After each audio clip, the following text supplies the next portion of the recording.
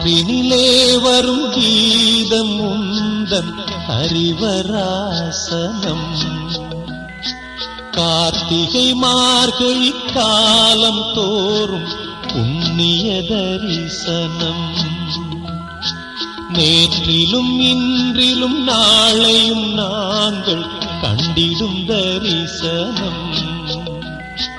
வார்த்தையில் சொல்ல வார்த்தை வராத உன்முக தரிசனம்.